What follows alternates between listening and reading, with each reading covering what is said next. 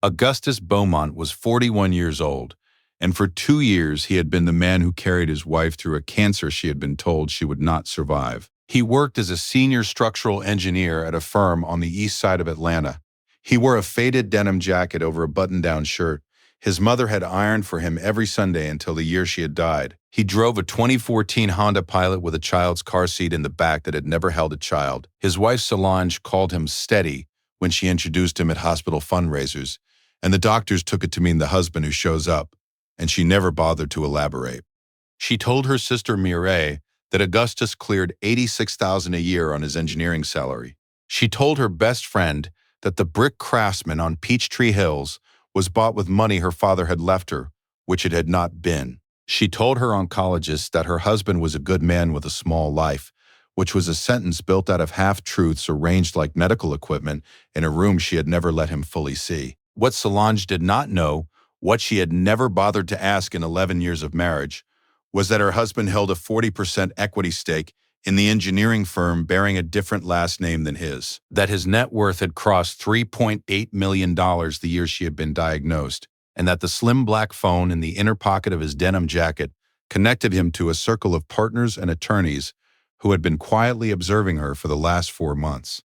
He had sat beside her through 18 rounds of chemotherapy. He had held her hand through 2 surgeries.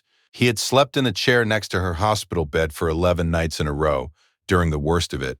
He had carried her up the stairs of their craftsman home when her legs would not support her. He had bathed her when she could not stand.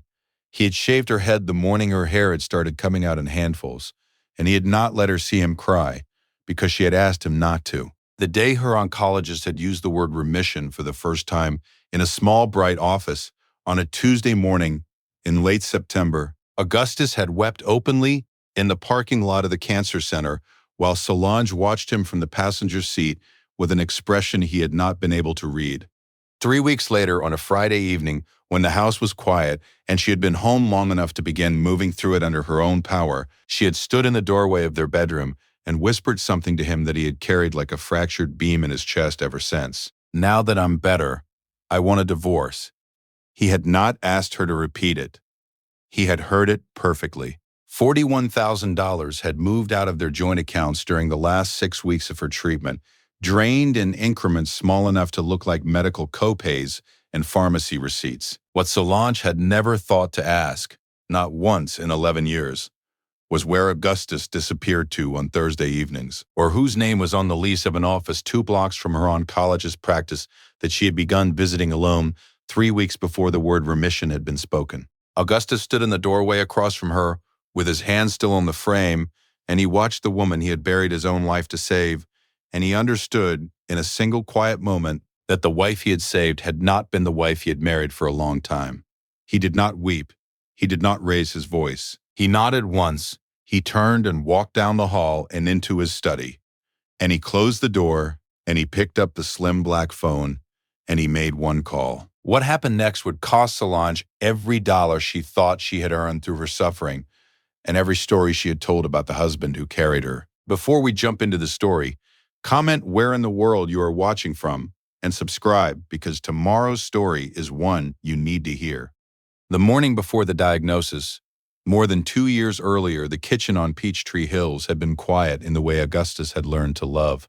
The light had come in slow through the east window, settling across the white oak butcher block he had built himself the year Solange had asked for a kitchen that finally felt like a home worth coming back to. The coffee was hot in his palm. He had stood in stocking feet on the heart pine floors he had pulled out of a textile mill in Macon 4 summers earlier, hauled home 1 truckload at a time, and laid down himself across 6 weekends while Solange was at her mother's lake house. Every board in that floor had passed under his hands. Every joint in the cabinetry he had measured twice and cut once. His mother, Doreen, who had raised him alone in a small frame house in Augusta after his father had walked out the year Augustus was 4, used to say, "Baby, a load-bearing wall doesn't need to be the prettiest one in the house. It just needs to be the one that won't fall when the storm comes through." Doreen had been gone 6 years now, buried in the red clay of a Georgia cemetery behind the Baptist church, where she had served on the deacon board for 33 years. Augustus had visited the grave the Saturday before Solange's first scan. He had brought no flowers. He had sat on the grass beside the headstone for an hour, and he had told his mother about the lump Solange had found, about the appointment scheduled for Monday, about the woman he was already preparing to carry. "Tell me she's worth it," he had said into the wind. The wind had not answered. He had driven home. He had cooked dinner. He had not yet known what the next 2 years would ask of him. He had met Solange 11 years before at a charity gala in Buckhead, where she had been a development associate for a hospital foundation, and he had been there only because his business partner and cousin Reginald had told him he needed to start showing up where the money showed. Up? She had worn a deep burgundy dress that night. She had laughed at a joke he had made about cantilever loads that should not have been funny to anyone. She had asked him 3 good questions about his work, and not 1 question about what he drove. He had liked her then. He had been almost certain of it. 8 months later, they were engaged. 14 months later, they were married in a small ceremony at her family's church. And somewhere in the middle of the 4th year, after Augustus had quietly accepted Reginald's offer to take the 40% equity stake in the firm and watched his net worth begin to climb towards 7 figures, he had decided, on the advice of his attorney Claudette and his accountant Bernard, not to tell Solange what he actually owned. It was not a lie. It was a load-bearing wall. She had begun by year 5 to comment on how much money her friends' husbands made. By year 6, she had stopped asking about his work entirely. By year 7, she had started taking phone calls in the garage with the door closed. The slim black phone in his denim jacket pocket lived where it had lived for 6 years, unknown to her. Only Reginald, Claudette, and Bernard knew the truth of Augustus Beaumont's actual portfolio. The morning of the first scan, Solange had kissed his cheek at the hospital curb without quite looking at him. He had said, "I'll be in the waiting room." She had said, "I know you will." He had walked into the lobby and sat in a hard plastic chair for 2 hours and 40 minutes. And when the oncologist had come out to find him, the doctor's face had told Augustus everything before the words had arrived. He had taken Solange home that afternoon, and he had begun without telling her the longest project of his life. It was 9:47 in the morning on the Thursday after Solange had whispered the words in the doorway, and Augustus was sitting across a desk from Claudette Pierre in her office on the 14th floor of a building downtown. Claudette was 65 years old, silver-haired, had been his attorney for 10 years, and had a reputation in 3 counties for being the calmest person in any room she entered. She read his face once. She set down her pen. "Tell me what you've already done," she said. He told her. He had not confronted Solange. He had not asked her to repeat what she had said. He had simply gone into a study, closed the door, and pulled the bank statements for the previous 6 months. The $41,000 had been moving out for 6 weeks, in increments between $400 and $900 each. One labeled with a category Solange had clearly researched: pharmacy, medical supplies, copay, durable equipment. The transactions had begun the week her oncologist had first mentioned the word responsive in describing her tumor markers. He had pulled her email metadata next, from the family Apple ID she had never thought to log out of on the tablet in the den. He had not read the messages. He had pulled the sender list. A man named Donovan Reeves had been emailing her from a financial planning firm in Sandy Springs for 9 months. The first email had landed in her inbox 3 weeks after her 3rd round of chemotherapy. Claudette listened without interrupting. When he was done, she opened a leather folder, slid a yellow legal pad across the desk, and said, "Augustus, I want you to understand something. Under Georgia law, the prenuptial agreement we drafted in 2014 holds your Fern equity is sheltered. Your premarital assets are sheltered. The marital home is titled to the holding company, which is sheltered. The $41,000 she's moved is recoverable as marital waste under Georgia's equitable distribution statute. And because she initiated the financial movement before the divorce filing, we can frame it as planning, not panic. We have everything we need. The question is what you want." He looked at her. "I want her to walk out with exactly what she brought into the marriage. Not a dollar more. Not a dollar less." Claudette nodded once. "That's clean. I can do clean. Give me 3 weeks." He drove from her office to a small soul food restaurant in the West End that his Aunt Vernelle had been running since 1987. Aunt Vertel was 72, his mother's older sister, and the only blood family Augustus had left in Atlanta. She had warned him the day he had brought Solange home for Sunday dinner before the engagement that the girl had a hospital bed look in her eye. She had not said it cruelly. She had said it the way she said everything, observationally, in the cadence of a woman who had cooked for too many funerals to be wrong about most things. Augustus sat at a back booth and told her the whole story in 12 minutes. Aunt Vernelle listened. She wiped her hands on her apron. She sat down across from him and she said, "Baby, your mama used to tell me that the woman who marries the load-bearing wall sometimes forgets the wall is the reason the house is standing." Solange forgot. She got sick. The wall held. Now she's well, and she thinks the house was standing on its own all along. She took a sip of her coffee. You carried her for 2 years. She doesn't owe you for that. Love don't keep ledgers, but she does owe you the truth about what she was doing while you were carrying her. That truth you get to collect. The rest you let go. Augustus thanked her. He drove back to his office at the firm. He did not go home. 3 days later, Reginald's investigator, a retired Atlanta PD detective named Roland Briggs, came back with the Donovan Reeves file.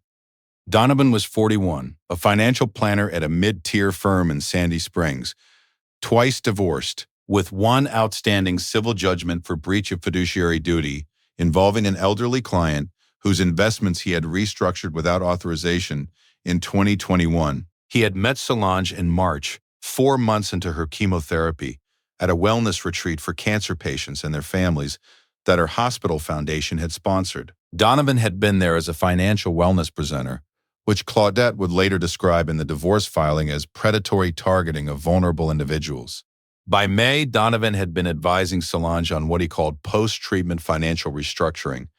By August, he had drafted a document titled Solange Beaumont Personal Asset Recovery Plan, which proposed that Solange should divorce her husband within 6 months of her oncologist confirming remission, and that she should move $40,000 to $60,000 into a separate account prior to filing. In order to secure her independence, Roland had obtained the document through a subpoena to Donovan's cloud storage provider, which had been triggered by a separate state attorney general investigation into Donovan's practice for unrelated reasons.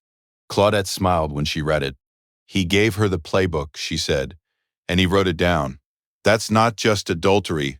That's tortious interference with a marriage, which Georgia still recognizes, and it's financial elder abuse if we can frame the chemotherapy as a period of diminished capacity, which the medical records will support. Roland confirmed by Friday that Donovan had pulled the same pattern on a widow in Marietta in 2020, walking off with $38,000 before her son had threatened to involve the state.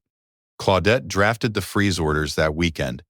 Augustus drove home Friday night, walked through the door of the house on Peachtree Hills, set his keys down on the white oak credenza he had built the second year of the marriage, and looked at Solange where she sat on the living room couch with a soft cashmere blanket across her lap and color in her cheeks for the first time in 2 years. He kissed the top of her head the way he had every Friday night for 11 years.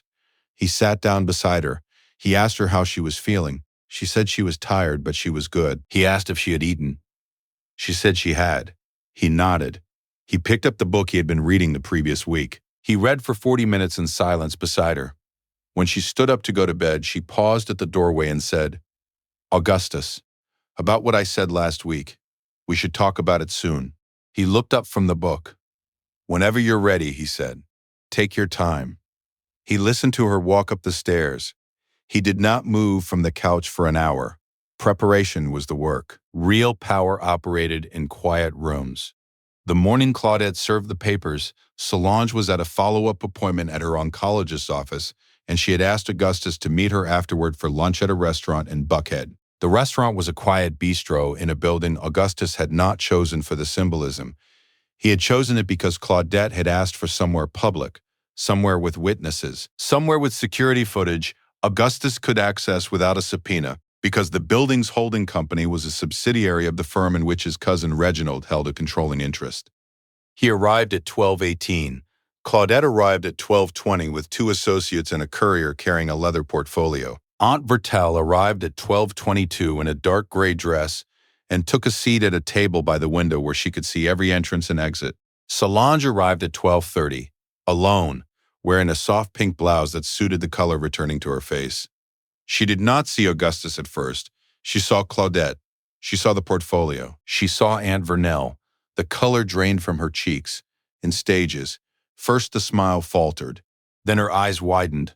Then her hand went to the small silver cross at her throat in a gesture that Aunt Vernell had warned him would be designed to remind him of who she had been when she was sick. It did not move him. Augustus stood. He did not approach her. He did not raise his voice. "Sit down, Solange," he said quietly. She sat. Claudette opened the portfolio. "Solange Beaumont," she said in the calm voice of a woman who had done this hundreds of times. "You are being served.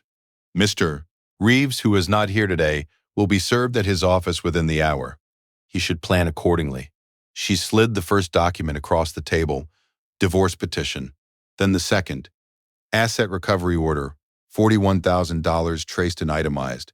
Then the third, a copy of the document titled Solange Beaumont Personal Asset Recovery Plan, with Donovan Reeves's name in the metadata, and a notation that the document had been obtained through a state-issued subpoena unrelated to the present proceeding. Then the fourth, a summary of the surveillance log, including Solange's 7 documented visits to Donovan Reeves's office during the final 6 weeks of her chemotherapy treatment. Then the fifth, the prenuptial agreement Solange had signed in 2014 and clearly forgotten about, with 3 highlighted sections indicating that the marital home, the firm equity, and any premarital assets were untouchable under Georgia law. Solange's hand was still on the silver cross. She read the first document. She read the second. When she read the third, her hand left her throat and went to her mouth. Augustus spoke for the first time. He spoke quietly. "Solange, I want to tell you what you don't know. 7 years ago, my cousin Reginald offered me a 40% equity stake in the firm. I took it. My share is worth $3.8 million on the most recent valuation. The house we live in is titled to the holding company that owns the building we are sitting in. The Honda I drive is a choice. The denim jacket is a choice. The money you moved is in my custody as of yesterday. The man who wrote you the plan to leave me is being investigated by the state for unrelated reasons, and that investigation will not be helped by what is in his metadata." Solange's eyes were full. She tried then exactly what Aunt Vernell had said she would try. She said his name softly. She said she had been scared. She said she had been confused. She said Donovan had only been a financial advisor at first, a friendly face, someone who listened, and that she had been so tired, so afraid she was going to die, so afraid Augustus would resent her if she lived, and that she had not been herself, that the chemotherapy had taken her clarity, that she had needed somewhere soft to land, and that she still loved him. "Please, Augustus, please, you stayed with me through the worst of it. You can't leave me now that I'm well." Aunt Vernell stood up from her table, walked to Solange's chair, and said, "Niece, your own mother called me yesterday. She read the plan. She said she raised you better. She said she's done." Then she sat back down. Solange looked around the room for someone. Anyone. There was no one. Augustus picked up his water glass, took one slow sip, and set it down. "I sat beside you for 18 rounds of chemo. I shaved your head. I carried you up the stairs. I did not do those things to be repaid. I did them because you were my wife. But while I was carrying you, you were drafting the plan to leave me with a man who specializes in finding women at their weakest. I am a structural engineer, Solange. I know what a load-bearing wall is. I know when it has been hollowed out. The wall holding up this marriage was hollowed out before you got sick. The sickness just gave me 2 years where I couldn't see what was already gone. I'm not angry. I'm clear. Those are different things." He turned. He walked out of the restaurant. He did not look back. The room was silent behind him. Solange remained at the table with the surveillance log open in front of her, surrounded by paperwork that mapped the precise shape of her own undoing, and the man who had written her recovery plan was already 2 blocks away, opening his door to find a Georgia state investigator standing on his welcome mat. 11 months had passed like a long, quiet beam settling into its load. Augustus stood in stocking feet on the back deck of a different house now, a smaller Craftsman in Kirkwood he had bought in his own name in April, set on a corner lot with 2 dogwoods and a Japanese maple he had planted himself the week he had closed on the deed. The coffee was hot in his hand.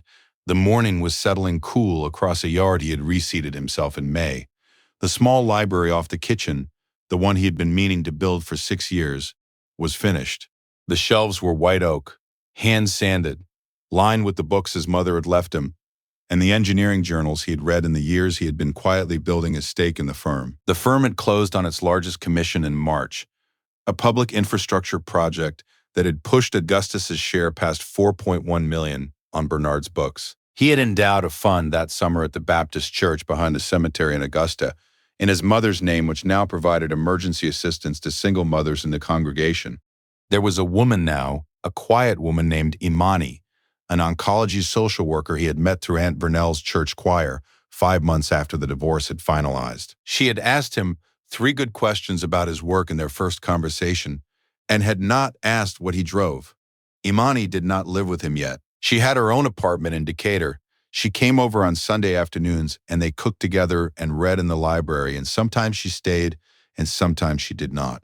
Augustus did not push. Some things were worth the patience to build right. He had heard about Solange through Claudette, who had heard from Roland. She was living in a small apartment in Brookhaven. She was working in development at a smaller nonprofit, having been quietly let go from the hospital foundation after the metadata in Donovan Reeves's plan had circulated among the board. Donovan was awaiting trial on 3 counts of financial exploitation of vulnerable adults and had been permanently barred from financial planning in Georgia. Solange's mother had not spoken to her in 7 months. Her sister Muriel had stopped returning her calls in June. The social cost was total. Augustus had registered each piece of news as it had come to him. He had not gloated. He had not laughed. Bitterness, he had decided, was a load no man should agree to carry. Some men built beautiful things.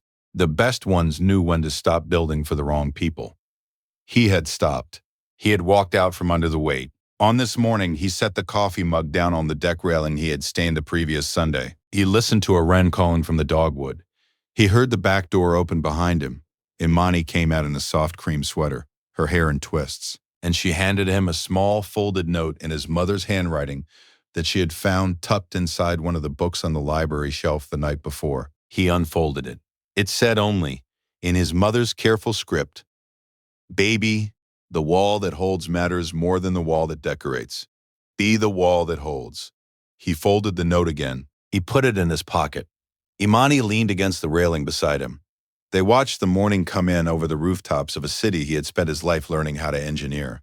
He thought very simply that he had carried what he was meant to carry and set down what he was meant to set down, and that a man only learned that difference once in his life. He had learned it. He was free. He was solvent. He was unbothered. I hope you enjoyed that one. Be sure to like the video and subscribe so you don't miss the next story. I picked out 2 more for you that I think you'll really like.